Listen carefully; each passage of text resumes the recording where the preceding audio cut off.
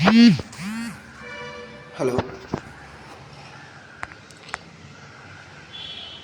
Hi good morning. నేను last class continuation ఈ క్లాస్లో మీకు ఎక్స్ప్లెయిన్ చేస్తున్నాను.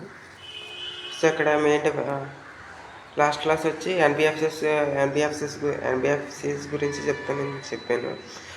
సో దాని కంటిన్యూషన్ బ్యాంక్స్కి వాటికి మెయిన్ డిఫరెన్సెస్ ఏంటి అనేది మీకు ఈ క్లాస్లో ఎక్స్ప్లెయిన్ చేయబోతున్నాను.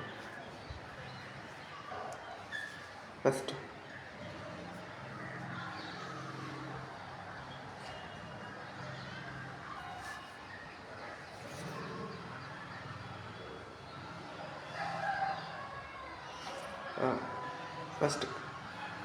కమర్షియల్ బ్యాంక్స్ అంటే ఎన్బిఎఫ్సిస్ అంటే నాన్ బ్యాంకింగ్ ఫైనాన్షియల్ కంపెనీస్.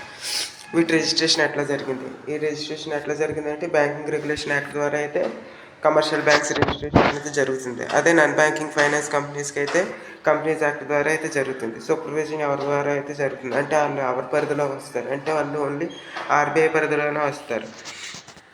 ఈ ఎన్బిఎఫ్సిస్ ఎట్లా ఉంటాయంటే డిపెండ్స్ అనమాట, అది మ్యూచువల్ ఫండ్సా ఇన్సూరెన్సా ఆర్ సమ్మర్ ఎల్సా అని చెప్పి డిఫరెన్సెస్ అయితే ఉంటాయి. సో దాని ప్రకారం అయితే ఏంటంటే డిపెండ్స్ అనమాట. మ్యూచువల్ ఫండ్స్ అనుకోండి సెబీ కంట్రోల్ చేస్తుంది. అదే ఇన్సూరెన్స్ అనుకోండి, ఇన్సూరెన్స్ ఇచ్చిన ఎన్బిఎఫ్సిస్ అనుకోండి ఐఆర్డిఏ కంట్రోల్ చేస్తుంది. అలాగే వీటి యొక్క ఎంట్రీ క్యాపిటల్ ఎంత అంటే ఓన్లీ 500 crores అయితే కమర్షియల్ బ్యాంక్స్కి ఎంట్రీ క్యాపిటల్, అంటే 500 crores అయితే వీళ్ళు క్యాపిటల్ అనేది ఇన్వెస్ట్మెంట్ చేస్తేనే బ్యాంక్స్కి లైసెన్స్ అనేవి ఇస్తారు. అదే కనుక మనం ఎన్బిఎఫ్సిస్ కనుక చూసుకున్నట్లయితే 5 crore for micro finance and 2 crore for others, 200 crore for reinsurer. ఏమంటున్నారంటే 5 crore అయితే మైక్రో ఫైనాన్స్ కంపెనీస్కి ఇస్తారు, 2 crores అయితే దానికన్నా చిన్న మైక్రో ఫైనాన్స్ కంపెనీస్కి అయితే ఇస్తారని చెప్పారు. సో దాని ప్రకారం ఏంటంటే ఎన్ని నెంబర్స్ ఉన్నాయంటే 13 పబ్లిక్ సెక్టర్ ఉన్నాయన్నమాట. మొత్తం కమర్షియల్ బ్యాంక్స్ ఎన్ని ఉన్నాయంటే 13 పబ్లిక్ సెక్టర్, అంటే ఇంక్లూడింగ్ పోస్ట్ పేమెంట్ బ్యాంక్ కూడా తో కలిపి 13 ఉన్నాయి. అదే కనుక ప్రైవేట్ సెక్టర్ కనుక చూసుకుంటే 39 ప్రైవేట్ సెక్టర్ బ్యాంక్స్ ఉన్నాయి, 56 ఆర్ఆర్బీస్ ఉన్నాయి, రీజనల్ రూరల్ బ్యాంక్స్ ఉన్నాయి. అలాగే 44 ఫారెన్ బ్యాంక్స్ అనేవి అయితే ఇండియాలో అయితే ప్రస్తుతం ఉన్నాయి. ఇవి ఎన్ని ఉన్నాయంటే కమర్షియల్ బ్యాంక్స్ ఎన్ని ఉన్నాయంటే టోటల్ 10,190 అయితే ఎన్బిఎఫ్సిస్ అయితే ఉన్నాయి మనకి. అదే out of them 108 deposit taking, అందులో 108 ఏంటంటే డిపాజిట్ టేకింగే ఉన్నాయన్నమాట. మిగతా అయితే నాన్ డిపాజిటింగ్ టేకింగ్ అయితే ఉన్నాయి. Can accept deposits, can accept time and demand deposits also known as cheque deposits. ఏంటంటే చెక్స్ తీసుకుంటుంది, అలాగే టైమ్ అండ్ డిపాజిట్ డిమాండ్ డీడీలు కూడా తీసుకుంటుంది అని చెప్తున్నారు. Payments bank can't accept time deposits. ఇక్కడ కమర్షియల్ బ్యాంక్స్లో ఏంటంటే పేమెంట్స్ బ్యాంక్ తీసుకొచ్చి అంటే పేమెంట్స్ బ్యాంక్ అయితే తీసుకుంటానికి వీల్లేదని చెప్తున్నారు. అలాగే deposits are insured under DICGC act. ఏంటంటే ఈ డిపాజిట్స్ అనేవి డిఐసిజిసి యాక్ట్ ద్వారా అయితే ఇన్సూర్డ్ అయ్యి ఉన్నాయి అన్నారు. అంటే మీకు లాస్ట్ క్లాసెస్లో మీకు చెప్పాను, ఏదైనా బ్యాంక్ కనుక దివాలా తీసినట్లయితే డిఐసిజిసి 5 లక్షల వరకు ఏదైనా కస్టమర్కి ఆర్థిక సాయం అనేది చేస్తుంది అనమాట. అంటే దివాలా తీసిన తర్వాత ఇన్ కేసు మీరు ఆ బ్యాంకులో 10 లక్షలు ఉంచుకుంటే 5 లక్షలు బ్యాంక్ అనేది డిఐసిజిసి అనేది మాఫీ చేస్తుంది. అదే కనుక మీరు 10 లక్షలు 5 లక్షలు మాత్రమే చేస్తుంది. ఇన్ కేసు 2 lakhs డిపాజిట్ చేస్తే 2 lakhs చేస్తుంది. అదే ఇక్కడ చెప్తున్నారు అనమాట. Only NBFCs deposit taking and even they can't accept time deposits. ఏంటంటే ఇక్కడ టైం డిపాజిట్స్ అయితే తీసుకోలేరని చెప్తున్నారు. Only NBFC related deposit taking అయితే తీసుకోగలరని చెప్తున్నారు. Deposits are not insured under DICGC act. ఇక్కడ ఏంటంటే మీరు ఏదైనా ఫైనాన్స్ కంపెనీలో టైం డిపాజిట్స్ కానీ డిమాండ్ డిపాజిట్స్ కానీ పెట్టుబడి పెట్టారనుకోండి, ఒక 5 lakhs చేశారనుకోండి, అదైతే ఇన్సూర్డ్ డిపాజిట్స్ అయితే ఫిక్స్డ్ డిపాజిట్ కానీ ఎఫ్డీలు కానీ ఆర్డీలు కానీ అయితే ఎక్కడైతే చల్లవని చెప్తుంది.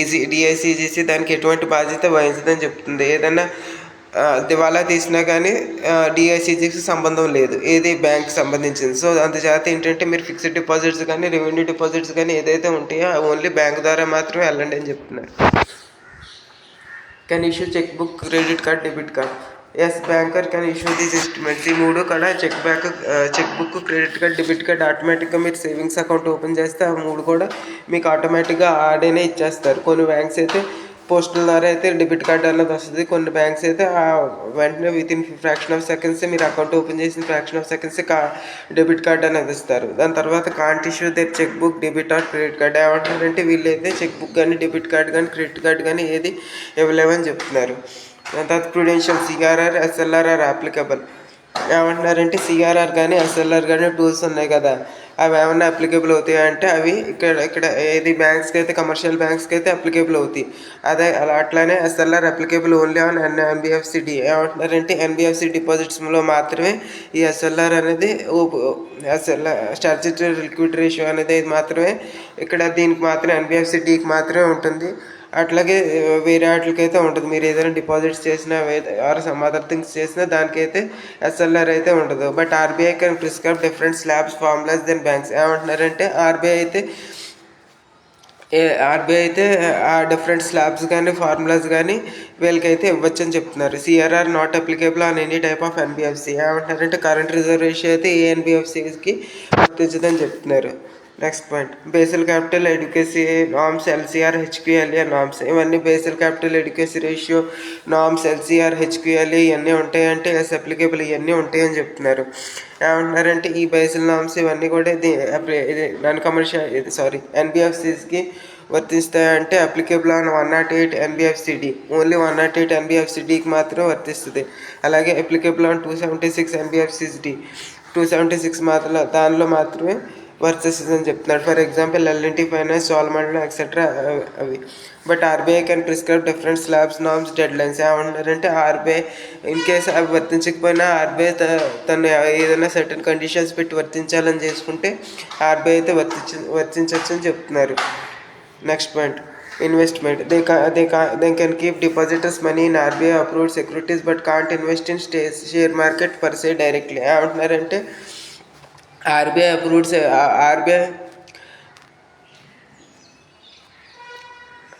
అప్రూవల్ చేసిన సెక్యూరిటీస్లో అయితే వీళ్ళు ఇన్వెస్ట్ చేయొచ్చు అని చెప్తున్నారు. ఏది డిపాజిటర్స్ మనీ అయితే వీళ్ళు ఇన్వెస్ట్ చేయొచ్చు అని చెప్తున్నారు. కానీ డైరెక్ట్గా అయితే షేర్ మార్కెట్లో అయితే ఇన్వెస్ట్ చేయకూడదని చెప్తున్నారు. అంటే ఓన్లీ ఆర్బీఐ ఏదైనా షేర్ మార్కెట్కి అప్రూవల్ ఇచ్చింది అనుకోండి. ఫర్ ఎగ్జాంపుల్ XYZ అని షేర్ మార్కెట్కి అప్రూవల్ ఇస్తే అందులో ఈ ఆ సెక్యూరిటీస్లో వీళ్ళు డిపాజిట్ చేయొచ్చు. ఫర్ సే 100 crores డిపాజిట్ చేసి ప్రాఫిట్ ఆర్ రెవెన్యూ 150% వచ్చింది అనుకోండి. సో ఆ share extra 50% they can take. కానీ ఇక్కడ సిచ్యువేషన్ ఏంటంటే షేర్ మార్కెట్ వాళ్ళకి ఇష్టానుసారంగా బ్యాంక్ వాళ్ళు వెళ్ళి అక్కడ షేర్ మార్కెట్లో ఇన్వెస్ట్ చేయడానికి లేదు. నెక్స్ట్ పాయింట్, అదే కనుక మనం ఎన్బిఎఫ్సిస్ చూసుకుందాం. Can invest clients money in share market. Example mutual funds, insurance companies etcetera. ఇక్కడ ఏమంటున్నారంటే కెన్ ఇన్వెస్ట్ అనమాట. వీళ్ళు ఆ పెట్టుబడి ఆ ఎన్బిఎఫ్సిస్లో బజాజ్ ఫైనాన్స్లో ఒక 100 మెంబర్స్ ఒక 100 crores ఇన్వెస్ట్ చేశారు అనుకోండి. 100 crores తీసుకెళ్ళి బజాజ్ ఫైనాన్స్ కంపెనీ వేరే చోట షేర్ మార్కెట్లో ఇన్వెస్ట్ చేసి వాళ్ళ ప్రాఫిట్ అనేది తెచ్చుకోవచ్చు అని చెప్పుకోవచ్చు. కానీ అదే సిచ్యువేషన్ బ్యాంక్స్కి వస్తుంది అంటే బ్యాంక్స్కి అయితే రాదని చెప్తున్నారు.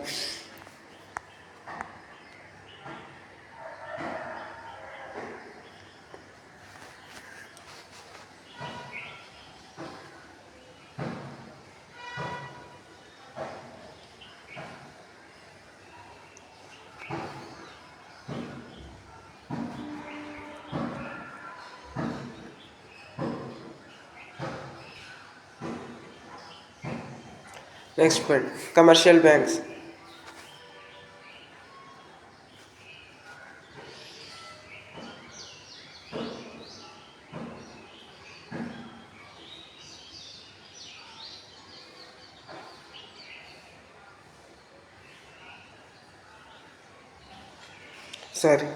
Loan interest rate. Commercial banks decided as per RBI's methodology from time to time. ఏమంటున్నారంటే లోన్ ఇంట్రెస్ట్ రేట్ ఎంత ఉంటుంది అది ఆర్బీఐస్ మెథడాలజీ ప్రకారం ఆర్బీఐ ఎంతైతే ఫిక్స్ చేస్తుందో ఒక 5 to 7% మధ్యలో ఇచ్చుకోవచ్చు. అంటే ఆ రేట్లో అయితే వస్తుందని చెప్తున్నారు. ఆ రేట్లో అయితే ఇస్తారనమాట. According to RBI's intent only banks అనేవి లోన్స్ ఇంట్రెస్ట్ రేట్ అనేవి ఇస్తుంది. నాన్ బ్యాంకింగ్ ఫైనాన్షియల్ కంపెనీకి అయితే varies and depends on nature of business. వీళ్ళ బిజినెస్ ఇష్టానుసారం వీళ్ళు రూపాయికి 2 రూపాయలు వడ్డీకి ఇచ్చుకున్నా తప్పులేదని చెప్తున్నారు అనమాట. ఎందుకంటే వాళ్ళ రూల్స్ సర్టన్ గైడ్లైన్స్లో అయితే ఉన్నాయి. ఫర్ ఎగ్జాంపుల్ మనకి ఎన్బిఎఫ్సిస్ కంపెనీస్ ఉన్నాయి, కొన్ని ఫైనాన్స్ కంపెనీస్ అయితే ఉన్నాయి. మనకి ఇచ్చేటప్పుడు ఒక ఇంట్రెస్ట్ రేట్ చెప్తారు, తీసుకునేటప్పుడు మనం వడ్డీ కట్టేటప్పుడు ఇంట్రెస్ట్ రేట్ మార్చి చూపిస్తారనమాట. సో అట్లాంటి పొజిషన్స్ అయితే ఉన్నాయన్నమాట. సో అది loan recovery powers under SARFAESI act. ఏంటంటే వీళ్ళకి సర్ఫాసియా యాక్ట్ ద్వారా అయితే ఈ రికవరీ అన్నది ఆ లోన్ రికవరీ పవర్ అయితే ఉంది. కానీ అదే విషయం దగ్గరికి అయితే housing finance companies have SARFAESI powers. ఏంటంటే హౌసింగ్ ఫైనాన్స్ కంపెనీస్కి అయితే మాత్రమే సర్ఫాసియా పవర్స్ అయితే ఉన్నాయి. వేరే దానికైతే వేరే ఆ లోన్స్, పర్సనల్ లోన్స్ కానీ ఆ లోన్స్కి వేరే లోన్స్ కానీ అయితే వేరే లేవని చెప్తున్నారు. దాని తర్వాత next consumer complaints. RBI ombudsman.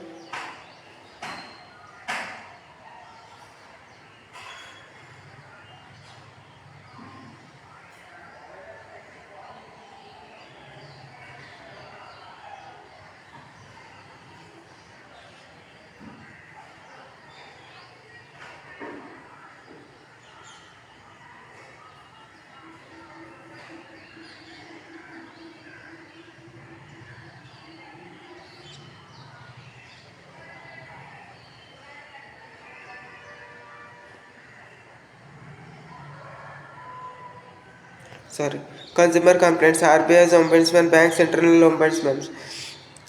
ఏంటంటే కన్జ్యూమర్ కంప్లైంట్స్ ఎక్కడ తీసుకోవాలి? ఆర్బీఐ ఒంబడ్స్మన్స్, బ్యాంక్స్ ఇంటర్నల్ ఒంబడ్స్మన్స్లో కంప్లీట్ అనేది రిజిస్టర్ చేసుకోవచ్చు అనమాట. ఫర్ ఎగ్జాంపుల్ ఏదైనా బ్యాంక్ కనుక మీకు సర్వీస్ అనేది సరిగ్గా డెలివర్ చేయలేదు అనుకోండి ఆర్బీఐ రూల్స్కి ఆధారంగా. సో అలాంటప్పుడు మీరు ఆర్బీఐ ఒంబడ్స్మన్స్కి అనే దాంట్లో మీరు కంప్లైంట్ అనేది లాంచ్ చేయొచ్చు అనమాట. అలాగే బ్యాంక్స్ ఇంటర్నల్ది కూడా ఒకటి ఉంటుంది. ప్రత్యేక ఏర్పాట్లు అయితే ఉంటాయి అన్నమాట. బ్యాంక్స్ టోల్ ఫ్రీ నెంబర్కి కానీ ఆర్బీఐ టోల్ ఫ్రీ నెంబర్కి కానీ మీరు కాల్ చేసి ఆ కంప్లైంట్ అనేది రిజిస్టర్ చేసుకోవచ్చు అనమాట. ఏంటంటే దీనికి RBI separate ombudsman for NBFCs. ఏంటంటే ఆర్బీఐకి అనేది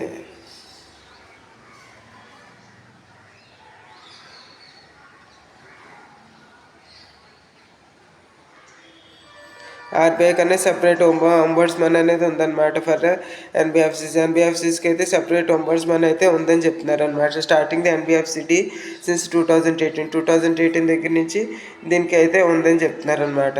నెక్స్ట్ పాయింట్.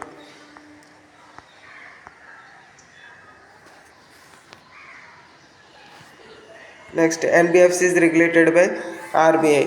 ఏంటంటే కొన్ని ఎన్బిఎఫ్సిస్ అయితే ఉన్నాయి. అవి ఏంటంటే ఆర్బీఐ ద్వారా రెగ్యులేట్ అయితే ఉన్నాయి అన్నమాట. అవి ఏంటంటే పిఎఫ్ఆర్డిఏ, ఐఆర్డిఏ, ఇంకా chit funds, MCA, deposit taking.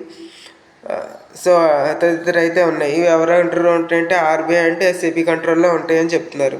Next point. Investment and credit company. ఇది ఏంటంటే జస్ట్ ఇది ఇప్పుడు చెప్పేవన్నీ జస్ట్ రెఫరెన్స్ కోసం అన్నమాట. జస్ట్ మీకు ఒక ఐడియా ఉంటుంది, ఎక్స్ప్లెనేషన్ కోసమే అని చెప్తున్నాను అనమాట. ఇన్వెస్ట్మెంట్ అంటే credit company. They mainly help buying asset or machinery like tractor, bulldozer etcetera. SREI equipment finance limited etcetera. ఏంటంటే ఈ అసెట్స్ ఈ ఏదైతే పొలం ఒక 10 ఎకరాల పొలం ఉన్న వాళ్ళకి ట్రాక్టర్ కొనుక్కుంటాం కానీ ఆర్ బుల్డోజర్ కానీ ఇటువంటి ఎక్విప్మెంట్కి అయితే అంటే పనిముట్ల కోసం అయితే ఈ ఇన్వెస్ట్మెంట్ అండ్ క్రెడిట్ కంపెనీ అయితే యూజ్ అవుతుందని చెప్తున్నారు. Help buy consumer durable loan finance, BNPL. ఏంటంటే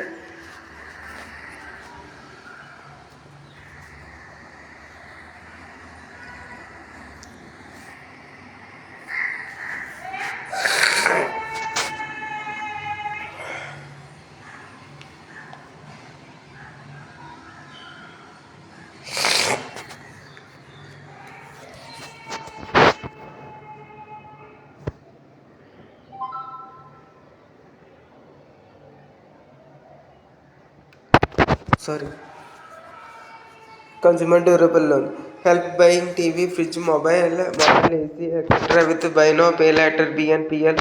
equated monthly instalment, EMI model. How they are similar or different.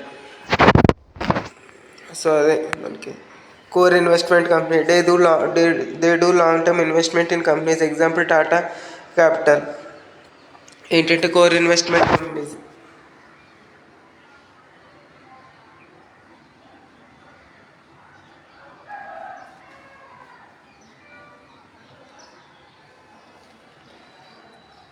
They do long-term investment in companies. Example Tata Capital, Reliance Capital, Infrastructure Leasing and Financial Service Limited. IL and FS in controversy because couldn't repay interest to lenders. ఇక్కడ controversy అయిందనమాట. అంటే L&F's వాళ్ళు loan అనేది repay చేయలేకపోయారు. ఏంటంటే ఈ core investment company ఒక main theme ఏంటంటే లాంగ్ టర్మ్ ఇన్వెస్ట్మెంట్ అనేది చేస్తాయి అనమాట ఏదైనా కంపెనీలో. For example Tata capital, Reliance capital, infrastructure leasing ఇటువంటివన్నీ ఉన్నాయి కదా, సో అవి. Next point, infrastructure finance company, infrastructure డెబ్ట్ ఫండ్. ఏంటంటే internal differences notified important for UPSC. Basically they give loan for infrastructure. ఏంటంటే ఇవన్నీ కూడా ఇన్ఫ్రాస్ట్రక్చర్ కోసం అయితే ఇస్తాయి అన్నమాట ఈ లోన్స్ అనేవి. అదేంటంటే projects like highway, airport, power plants వీటి కోసం అయితే ఐఎఫ్సి కానీ, ఐడిఎఫ్ కానీ, కంపెనీస్ కానీ ఇస్తూ ఉంటాయి. ఎగ్జాంపుల్ రూరల్ ఎలక్ట్రిఫికేషన్ కంపెనీ, అలాగే LNT, IDF, Kotak IDF, IDFC first has separate licence for private sector bank. IDFC bank అయితే సెపరేట్ లైసెన్స్, ప్రైవేట్ సెక్టర్ బ్యాంక్లో ఫస్ట్ లైసెన్స్ అయితే ఐడిఎఫ్సి అనేది తీసుకుందని చెప్తున్నారు. అలాగే అసెట్ రీకన్స్ట్రక్షన్ కంపెనీ. అలాగే ఏంటంటే అసెట్ రీకన్స్ట్రక్షన్ కంపెనీ అంటే they buy bad loans, NPF from banks and other NBFCs and try to salvage value from underlying assets. Example Anil Ambani's Reliance ARC. ఏంటంటే ఏదైనా కంపెనీ దివాలా తీసే సిచ్యువేషన్లో ఉన్నప్పుడు ఏంటంటే ఈ అసెట్ రీకన్స్ట్రక్షన్ కంపెనీస్ ఏదైతే ఉన్నాయో ఈ ఎన్పిఎస్, ఆ బ్యాంక్స్, ఆ ఆస్తులన్నీ ఈ ఏఆర్సి కంపెనీ అనేది తీసుకుంటాయని చెప్తుంది. అలాగే నెక్స్ట్ పాయింట్, వాటిల్లో ఎగ్జాంపుల్ ఏంటంటే అనిల్ అంబానీస్, రిలయన్స్ ఏఆర్సి అయితే ఏదైతే ఉందో అవి. Factoring companies, they lend short term money to client against is invoices or accounts receivable. ఏంటంటే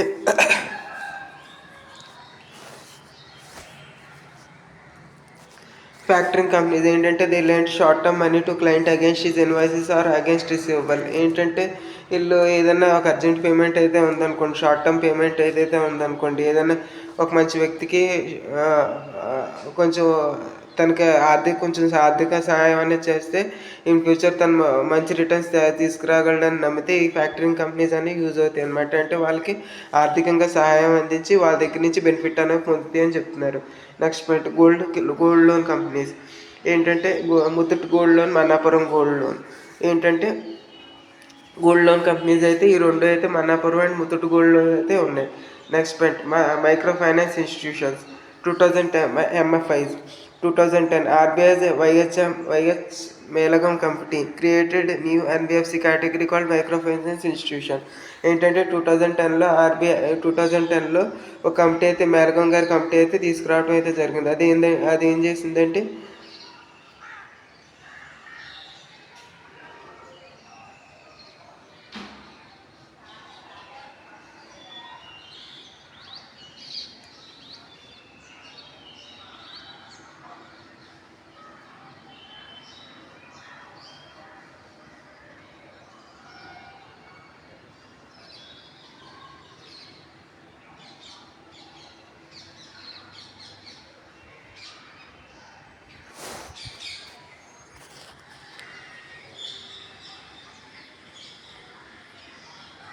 they give small loans to poor without collateral, flexible EMI. ఏంటంటే స్మాల్ లోన్స్ పూర్ పీపుల్కి ఏదైతే ఉందో వాళ్ళకి లోన్స్ అనేవి ఇస్తాయి అన్నమాట. అంటే తక్కువ వడ్డీ కానీ అసలు వడ్డీ లేకుండా కానీ ఫ్లెక్సిబుల్ ఈఎంఐ అంటే నెల నెల కట్టుకునేటట్టు అటువంటివన్నీ చేస్తాయి. అదేంటంటే Bandhan bank.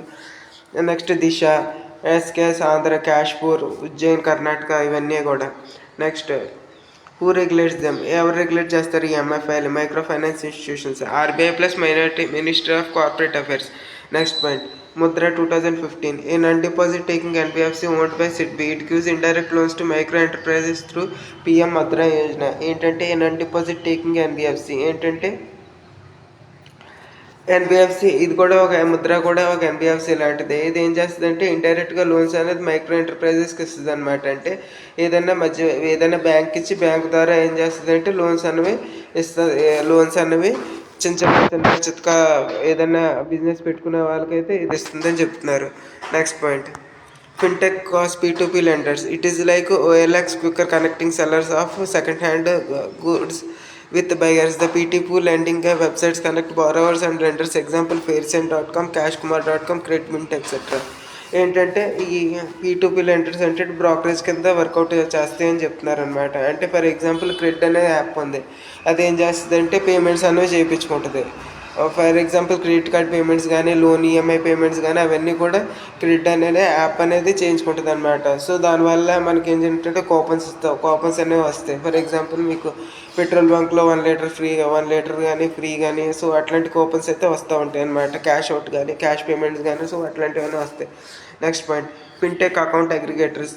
Next point, they manage information of customers' financial assets and display it to him or third party like loan cover, credit rating company, apps, etc.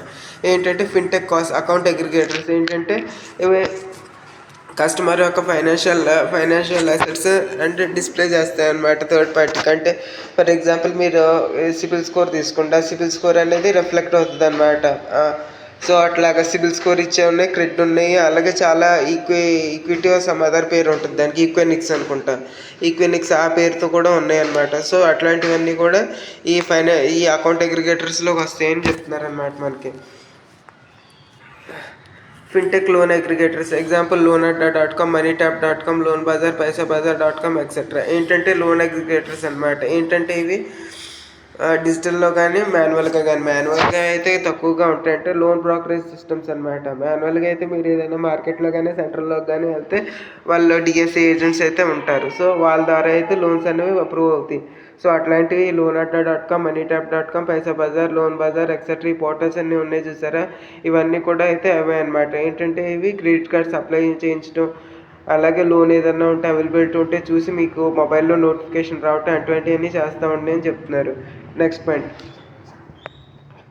challenges. Often these digital platforms that act outside the agents of banks or NBFCs to sell loans. Yes, selling loan person మీకు చెప్పాను కదా ఇందాక last 5 minutes back.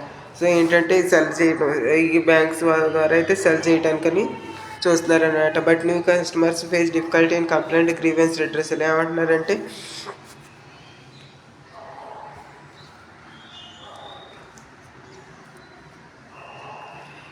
But customers face difficulty in complaint and grievance redressal. ఏంటంటే customers అనేది complaint register చేయడానికి చూస్తున్నారు అన్నమాట. ఏంటంటే చాలా అయితే కంప్లైంట్స్ అయితే వస్తున్నాయి. ఇచ్చేటప్పుడు ఒక వడ్డీ చెప్తారు, తీసుకునేటప్పుడు అయితే ఇంకో వడ్డీ చెప్పి ఆ ప్రాసెసింగ్ ఫీజ్ అని, ఈ ప్రాసెసింగ్ ఫీజ్ అని ఛార్జ్ చేస్తూ ఉంటారు. Now even Google pay app developing features for loans. So RBI has expressed it's displeasure and is presently working on rules to fix it. ఏమంటున్నారంటే గూగుల్ పే యాప్ కూడా ఏదైతే Google pay ఏదైతే ఉందో అది గవర్నమెంట్కి సంబంధించిందని చెప్పుకోవచ్చు.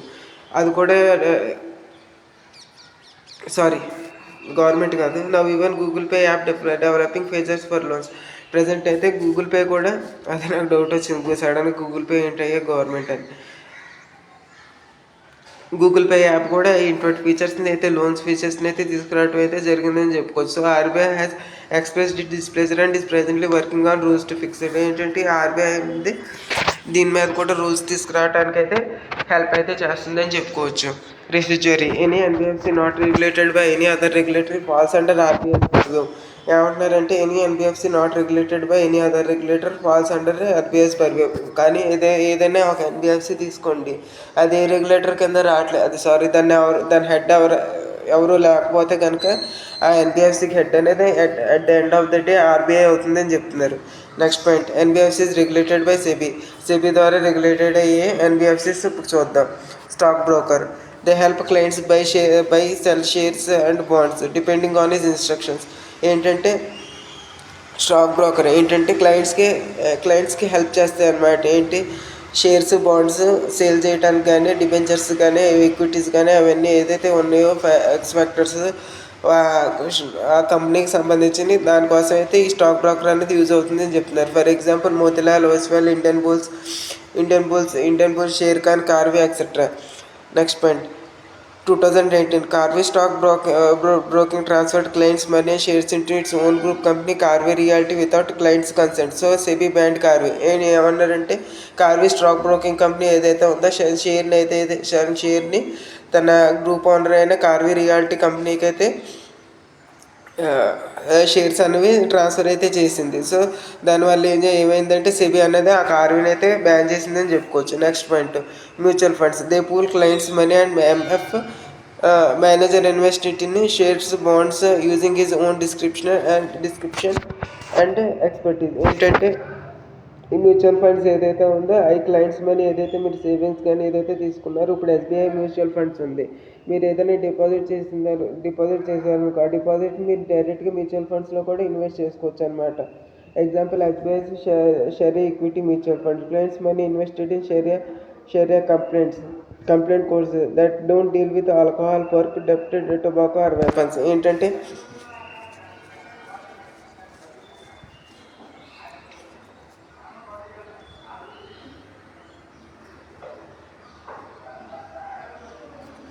క్లయింట్స్ మనీ అయితే అది మీ ఇష్టం ప్రకారమే మీ ఇష్టం ప్రకారం అయితే ఇన్వెస్ట్మెంట్ అనేది చేయడం జరుగుతుంది. మీకు ఇందాక చెప్పాను కదా, ఏదైతే వీళ్ళు షేర్ మార్కెట్లో అయితే ఇన్వెస్ట్ చేయకూడదని చెప్పాను కదా మీకు. బ్యాంక్స్కి వచ్చి కమర్షియల్ బ్యాంక్స్కి అయితే వీళ్ళు without intent of the customer వీళ్ళైతే షేర్ మార్కెట్లోకి అయితే ఇన్వెస్ట్ అనేది చేయకూడదని చెప్పాను కదా. అదే మీ ఇక్కడ పాయింట్ చెప్పారని. SBI share equity mutual fund ఏదైతే ఉందో వీళ్ళైతే ఆల్కహాల్ కానీ, పోర్క్ కానీ, డెప్ట్ కానీ, టొబాకో ఆర్ వెపన్స్లో అయితే మాత్రం వీళ్ళైతే ఇన్వెస్ట్మెంట్ చేయకూడదని చెప్తున్నారు. Next point REITs or InvITs. ఏంటంటే pool and invest money in real estate or infra projects. ఏంటంటే ఇవి రైట్ అండ్ ఇన్వైటీస్ ఏదైతే ఉన్నాయో ఇది ఏంటంటే pool and invest money in real estates అంటే ఇన్ఫ్రా ప్రాజెక్ట్స్లో అయితే ఈ రెండు కూడా ఇన్వెస్ట్మెంట్ అనేది చేస్తున్నాయి అని చెప్తున్నారు.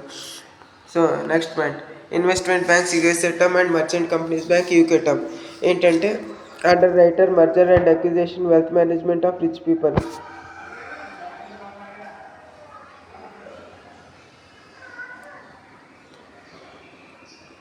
ఇన్వెస్ట్మెంట్ బ్యాంక్స్ ఇన్వెస్ట్మెంట్ బ్యాంక్స్ ఏంటంటే ఇవి బ్రిడ్జింగ్ చేస్తాయి అన్నమాట. అంటే ఇన్వెస్ట్మెంట్ అనేది చేస్తాయి అన్నమాట. ఫర్ ఎగ్జాంపుల్ ఏదన్నా ఇన్వెస్ట్మెంట్ బ్యాంకర్స్ యొక్క ముఖ్య ఉద్దేశం ఏంటంటే వాళ్ళు ఏం చేస్తారంటే జస్ట్ కాంప్రమైజ్ అనమాట. రెండు పార్టీస్ని కాంప్రమైజ్ చేయించి ఒక తాటి మీద తీసుకురావడానికి ఈ ఇన్వెస్ట్మెంట్ బ్యాంకర్స్ యొక్క ముఖ్య ఉద్దేశం. దానికి సపోర్ట్ ఇచ్చే బ్యాంక్స్ ఏదైతే ఉన్నాయో అవి ఇన్వెస్ట్మెంట్ బ్యాంక్స్. అది వచ్చి USA term. Merchant banking companies అయితే అది యూకే టర్మ్ అనమాట. అదే కదా మీకు చెప్పాను. Under writing, merger and acquisition, wealth management of rich people ఇవన్నీ కూడా ఇన్వెస్ట్మెంట్ బ్యాంక్లోకే వస్తాయి అన్నమాట. అంటే వాళ్ళు ఏదైతే షేర్స్ ఏదైతే ఉన్నాయో వాళ్ళ పెట్టుబడులు ఏదైతే బ్యాంక్స్లో ఉంచారో ఆ బ్యాంక్స్ని మంచి జాగాలో ఇన్వెస్ట్మెంట్ చేయటం, రియల్ ఎస్టేట్ కానీ, ఇన్ఫ్రాస్ట్రక్చర్ ప్రాజెక్ట్స్లో కానీ అంటే హైయర్ రిటర్న్స్ వచ్చేటట్టు చేసేదాన్ని ఇన్వెస్ట్మెంట్ బ్యాంకింగ్ అని చెప్పుకోవచ్చు. Example Kotak Mahindra, Citigroup, Bank of America, DSP, Merrill Lynch, Morgan Stanley, SBI Capital ఇవన్నీ కూడా ఈ ఇన్వెస్ట్మెంట్ బ్యాంక్స్లోకి వస్తాయి. Next point 2021 SEBI allowed payments bank to act as investment bankers after fulfilling the rules and regulations of SEBI. SEBI ఏమంటూ ప్రతిపాదించిందంటే 2021లో ఈ payments బ్యాంక్ని చేసుకోవచ్చని ఇది investment banks కింద ఉపయోగించుకోవచ్చని చెప్పింది సెబీ 2021లో. వీళ్ళైతే ఇన్ఫ్యాక్ట్ ఓన్లీ వాళ్ళు సెబీ రెగ్యులేషన్స్ కనుక క్లియర్ చేస్తే ఏది పేమెంట్స్ బ్యాంక్ అన్న వాళ్ళు అంతే తప్పించి వీళ్ళు కమర్షియల్ బ్యాంక్ కూడా అర్హత సాధించాలంటే మినిమం 5 years టైం అయితేనే కమర్షియల్ బ్యాంక్ అయితే ఎలిజిబిలిటీ అయితే ఉంటుంది. Next venture capital fund. VCF help startup companies via equity financing. Example IFCI, VCF, IDG, VCF. ఏంటంటే ఈ వెంచర్ క్యాపిటల్ ఫండ్ ఏదైతే ఉన్నాయో ఈ స్టార్టప్ కంపెనీస్కి అయితే పెట్టుబడులు అనేవి పెడతాయని చెప్తున్నారు. Next NBFCs regulated by others. కొన్ని ఎన్బిఎఫ్సిస్ అయితే ఉన్నాయి, అవి అయితే వేరే వాళ్ళ ద్వారా అయితే రెగ్యులేటింగ్ అవుతాయి అని చెప్తున్నారు. అవి ఏంటంటే ఇంకా 12 minutes.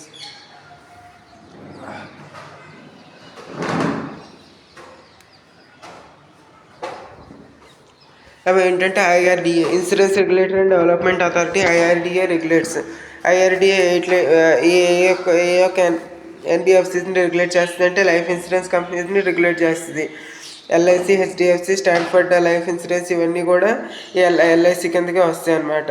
ఇవన్నీ ఎవరి కిందకి వస్తాయంటే ఐఆర్డిఏ కింద వస్తాయి. దాని తర్వాత నెక్స్ట్ పాయింట్ వచ్చి non life general insurance. Example IFFCO, Tokio general insurance. ఇది కూడా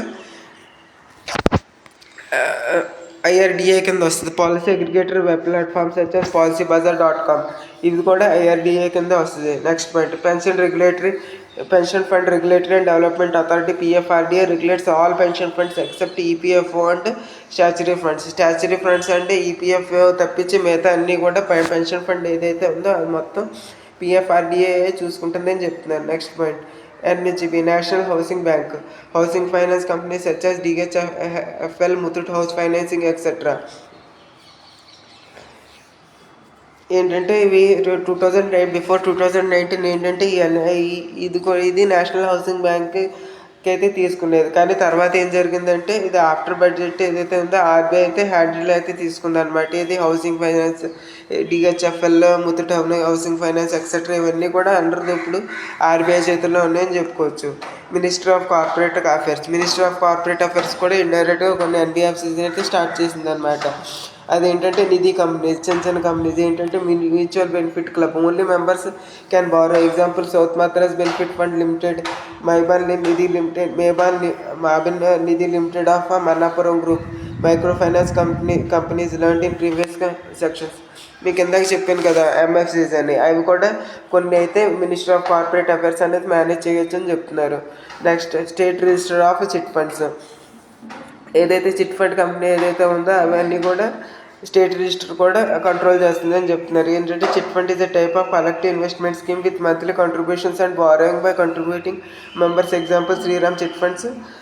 అంటే చిట్ ఫండ్ కంపెనీస్ అయితే ఏదైతే ఉన్నాయో అవి అంటే ఫర్ ఎగ్జాంపుల్ మీరు ఏదైనా చీటీ కంపెనీ పెట్టాలన్నా కూడా మీ తాలూకాలో ఉన్న రెవెన్యూ ఆఫీసర్ని అంటే తహసీల్దార్ గారిని కలిసి ఆ లెటర్ అయితే తీసుకోవాల్సింది అయితే ఉంటుంది మీరు చిట్ ఫండ్ కంపెనీ స్టార్ట్ చేయడానికి. సో అదే ఇక్కడ మనకి చెప్పారు. అది ఎవరి కంట్రోల్లో ఉంటుంది, తహసీల్దార్ ఎవరి కంట్రోల్లో ఉంటారంటే స్టేట్ గవర్నమెంట్ కంట్రోల్లో ఉంటారు. సో దానికి సంబంధించిన లీగల్ ఇష్యూస్ అన్నీ కూడా తహసీల్దార్ చేతిలోనే ఉంటాయి. Next point NBFC shadow banking.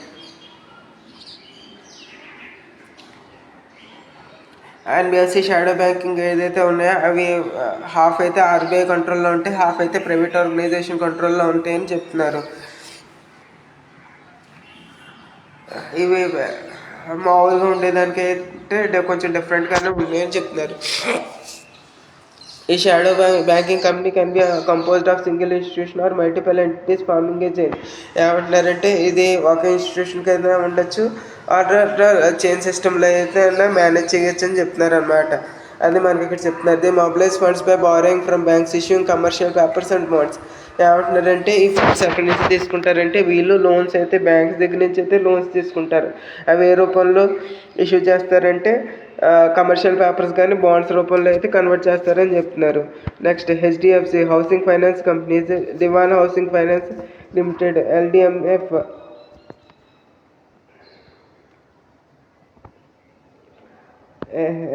HFC housing finance companies. Example దివాన్ హౌసింగ్ ఫైనాన్స్ కంపెనీస్.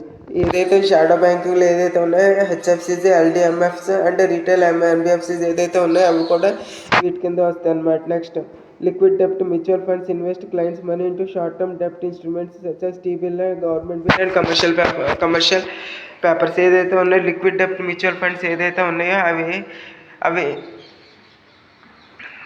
అవి అవి గవర్నమెంట్స్ యొక్క బిల్స్లో కానీ ప్రపోజల్స్లో కానీ ఉంటాయని చెప్తున్నారు. అది ఏంటంటే కమర్షియల్ పేపర్స్ కంపెనీస్, కొన్ని గవర్నమెంట్ కంపెనీస్ అయితే కమర్షియల్ పేపర్స్ అనేవి రిలీజ్ చేస్తాయి. సో అటువంటి వాటిల్లో అయితే ఈ ఇన్వెస్ట్మెంట్ అనేది ఉంటుందని చెప్తున్నారు.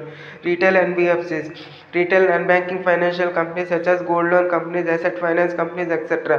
ఇవన్నీ కూడా అయితే థర్డ్ పార్టీ కంపెనీస్ అనమాట. రీటైల్ ఎన్బిఎఫ్సిస్ ఏంటంటే పార్షియల్లీ ఆర్బీఐ చేతుల్లో వర్కౌట్ చేస్తే, కొన్ని అయితే ప్రైవేట్ హెడ్స్ ద్వారా అయితే వర్క్ చేస్తాయని చెప్తున్నారు. Shadow banking system assets are risky. ఈ అసెట్స్ ఏదైతే ఉన్నాయో షాడో బ్యాంకింగ్ అసెట్స్ ఏదైతే ఉన్నాయో ఇవన్నీ కూడా కొంచెం రిస్క్ అని చెప్పుకోవచ్చు మనం. Sometimes they can't honour their obligations, bonds, repayments. ఏంటంటే వీళ్ళైతే రీపేమెంట్స్ చేయలేరని చెప్తున్నారు మనకి.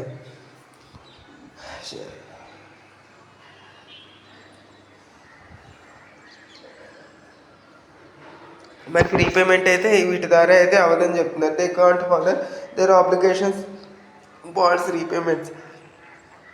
It results into severe cases seen as ILFS crisis 2019. ILFS క్రైసిస్లో ఏదైతే మనం చూసామో ఆ క్రైసిస్ని మనం ఇక్కడ చూడవచ్చు అని చెప్తున్నారు. సో అదే అక్కడ మనకి చెప్పింది. Next point, NBFC is not allowed in India. ఇండియాలో ఏదైతే బ్యాంక్స్ అయితే అలౌడ్ లేదు, ఏదైతే ఉందో Islam banking. Interest riba is prohibited, haram in Islam. ఏంటంటే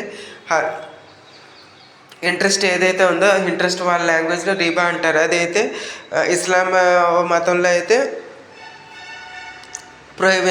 ప్రొహిబిట్ అయితే చేయడం జరిగింది. సో దానివల్ల ఏంటంటే Islamic banking operates ijara murabaha musharaka mechanism in which depositors money is invested in borrowers property or business and returns are shared in form of rent or profit, not in the form of interest.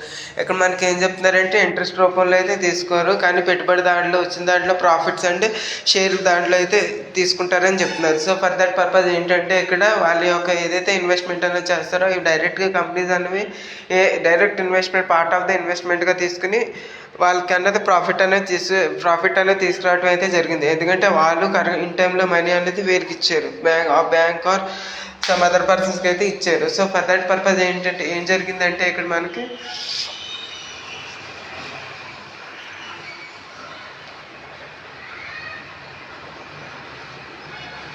For that purpose ఏంటంటే ఇక్కడ Islamic banks అనేవి ఇట్లా work చేస్తాయి. While previous committee said give permission to Islamic banks in India but RBI is opposed in 2017. ఏమన్నారంటే ఇక్కడ ఎస్బీఐకి Islamic బ్యాంకింగ్కి కూడా permission ఇవ్వాలని కొన్ని కంపెనీస్ అయితే తీసుకురావడం అయితే జరిగింది, ఒప్పుకున్నారు. కానీ కొన్ని కంపెనీస్ అయితే ఒప్పుకున్నాయి, కానీ ఆర్బీఐ అయితే దాన్ని టోటల్గా అపోజిట్ చేసింది అనమాట 2017లో. Next point, 2017 Kerala government allowed opening of Islamic government by registering its cooperative society so is to avoid the RBI's ban, but further legal controversy not important. ఏంటంటే కేరళ గవర్నమెంట్ అనేది కోఆపరేటివ్ సొసైటీస్ ద్వారా ఏదైతే ఉందో దాన్ని అయితే లాగు అయితే తీసుకురావడం అయితే జరిగింది. But in the sense legal issues అయితే ఉన్నాయని చెప్పుకోవచ్చు అని చెప్తున్నారు, కానీ అంత ఇంపార్టెంట్ అయితే కాదు ఎగ్జామ్ పాయింట్ ఆఫ్ వ్యూలో. నెక్స్ట్ పాయింట్, అండ్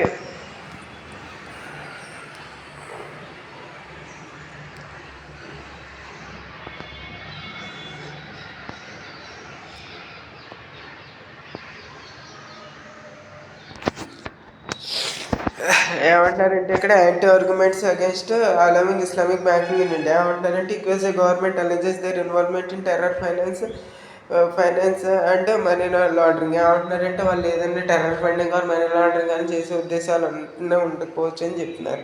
దాని తర్వాత నెక్స్ట్ పాయింట్ వచ్చి informal financial institutions. Informal financial institutions.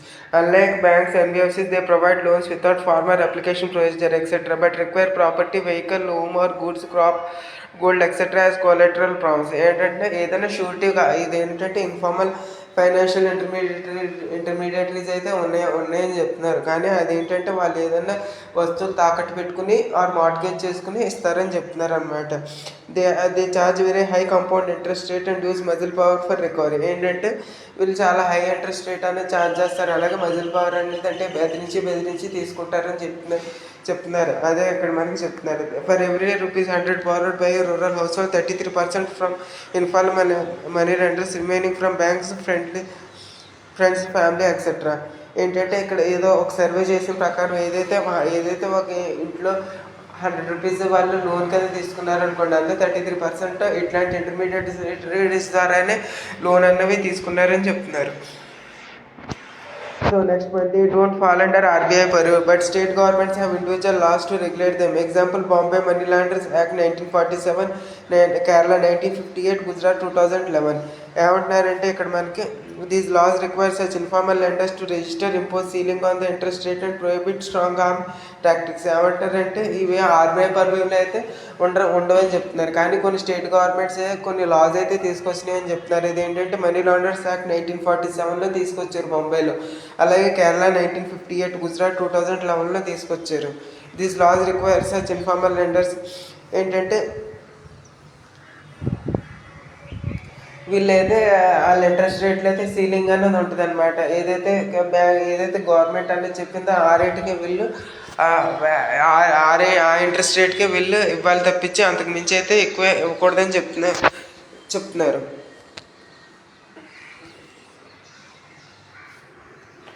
Next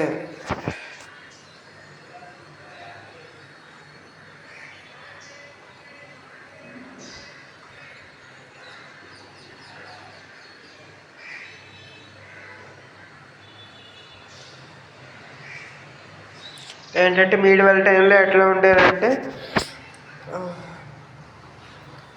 indigenous bankers ఎవరంటే స్ట్రోఫు, షికర్పురి, చేతిరియా, మార్వారి, అయ్యర్, రోస్తాగి అన్నీ కూడా డిఫరెంట్ టైమ్స్ ఉంటాయి అన్నమాట. అప్పు ఇచ్చేవాళ్ళు అనమాట వీళ్ళు. So next point money lender or brokers ఎవరంటే కాబూలి, పఠాన్, కుష్టివాలా, అర్షియా, village Bania, Soni, Mahajan and Seth, pawn brokers, financial brokers ఇవన్నీ కూడా ఏదైతే ఉంటే మనీ లెండర్స్, బ్రోకర్స్ అనమాట. ఇప్పుడు next money mobilisation. They use to mobilise money from a public via hundi, bill of exchange, commercial bills. ఏంటంటే హుండీ, బిల్ ఆఫ్ ఎక్స్చేంజ్ కానీ కమర్షియల్ బిల్స్ ద్వారా అయితే ఇవి చేసేవారని చెప్తున్నారు. They use their own savings money. ఇక్కడ ఏంటంటే వాళ్ళ యొక్క ఓన్ సేవింగ్స్ మనీనే యూజ్ చేస్తున్నారని చెప్తున్నారు. ఇక్కడ ఏదంటే పబ్లిక్ వచ్చిన మనీనే వీళ్ళు ఇన్వెస్ట్మెంట్ వల్ల తిరిగి వాళ్ళకి ఇచ్చేవారు అనమాట, ఇంట్రెస్ట్ రేట్స్కి అవి.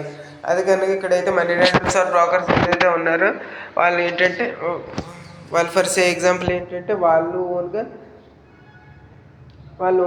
వాళ్ళ ఓన్ మనీని ఇస్తున్నారు అనమాట.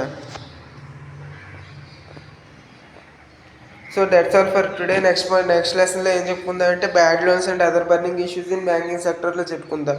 Bad loans and other types of loans based on interest rate ప్రకారం టైప్స్ ఆఫ్ లోన్స్ ఏంటి, అలాగే బేస్డ్ ఆన్ బారోవర్స్ ఇచ్చేవాళ్ళు అంటే, అలాగే next non performing assets, NPA, TBS problem, 3 stages అవేంటో చూద్దాం. NPA related definitions in banking సెక్టర్స్లో ఎన్పిఏ రిలేటెడ్ చూద్దాం. Next Atmanirbhar Bharat, loan EMI, NPA relief moratorium అవన్నీ కూడా మనం చూద్దాం. Loan moratorium, how it benefits borrower, Covid టైంలో అయితే క్రైసిస్ జరిగినాయి అవి ఎట్లా అయితే ఉన్నాయి. RBI 3R framework for revitalizing stress assets. Next point rectification, restructuring, recovery. RBI's prudential framework 2019. RBI's KV month report resolution framework for COVID-19 related states. Next SARFAESI Act 2020 origin, objective limitations. దాని డీటెయిల్గా మనం చూద్దాం. అలాగే ఏ లెండర్స్కి సర్ఫాసియా powers ఉన్నాయి, అలాగే SC judgment as cooperative banks also have SARFAESI powers. Limitations of SARFAESI act of limitations ఏంటి, insolvency and bankruptcy code 2016, IBC not applicable on follower borrowers, ఏ బారోర్స్కి అప్లికేబుల్ అవ్వదు. Insolvency and bankruptcy code 2018, IBC code act 2019, IBC code second amendment act 2019, IBC prepacks, ఐబీబీఐకి directive and avoidance transaction and 500 things.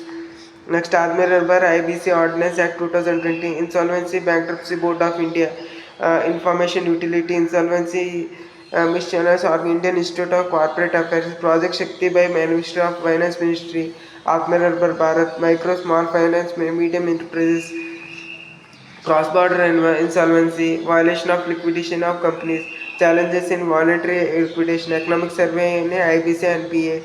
ఇవన్నీ కూడా మనం next చాప్టర్లో చూద్దాం. Economic survey 2017, IBC NPA 2020లో ఏం చెప్పింది, regulatory forbearance, side effects by prolonged use, borrowers database surveillance, use AI ML technology, set up PSBN network, public credit registry, legal entity identifier numbers.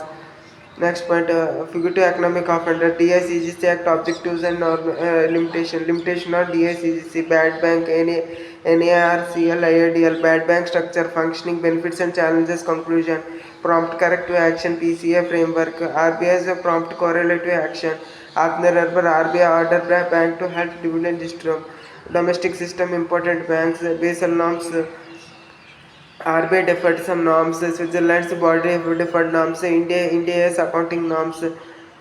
Next ఇవన్నీ కూడా banking sector governance administrative refers ఏవైతే ఉన్నాయో ఇవన్నీ కూడాను. Next point ఏదైతే tech enabled banking, staff accountability framework for PSB FPA, Yes Bank and AT1 balls, zero coupon bonds for PSB recapitalisation, TR1 AT1 bonds, Basel 3 norms, capital tiers, NBFC, shadow banks. ఇవన్నీ కూడా మనం డీటెయిల్గా చూద్దాం. ఆత్మనిర్భర్ భారత్, ఆత్మని, shadow banking and RBI dividend reserves, economic capital framework, RBI's Bimal Jalan panel, RBI's financial accounting year. ఇవన్నీ కూడా అయితే మనం నెక్స్ట్ వీడియో లెసన్లో అయితే చూద్దాం. Thank you.